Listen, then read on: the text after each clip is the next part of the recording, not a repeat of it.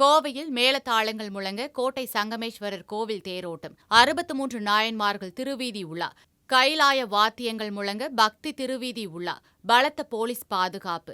கோவை மாநகரின் மிக பழமையான மற்றும் பிரசித்தி பெற்ற ஆன்மீக தலங்களில் ஒன்றான கோட்டை அருள்மிகு சங்கமேஸ்வரர் கோவில் தேரோட்டம் இன்று காலை பக்தி பெருக்குடன் மிக விமரிசையாக நடைபெற்றது. சித்திரை திருவிழாவின் சிகர நிகழ்வான இந்த தேரோட்டத்தில் ஆயிரக்கணக்கான பக்தர்கள் சிவசிவ கோஷமிட்டு வடம் பிடித்து இழுத்தனர். தேவார பாடல்களின் இன்னிசையும் கைலாய வாத்தியங்களின் முழக்கமும் ஆன்மீக அனுபவத்தை பக்தர்களுக்கு வழங்கியது. இன்று காலை சரியாக 9:30 மணி அளவில் ஈஸ்வரன் கோவிலில் இருந்து தேரோட்டம் புறப்பட்டது. அலங்கரிக்கப்பட்ட தேரில் சுவாமி சங்கமேஸ்வரர் எழுந்தருள, அவருக்கு முன்னால் 63 நாயன்மார்களின் சிலைகளும் செங்கோலும் திருவிதி உலாவாக எடுத்து வரப்பட்டன.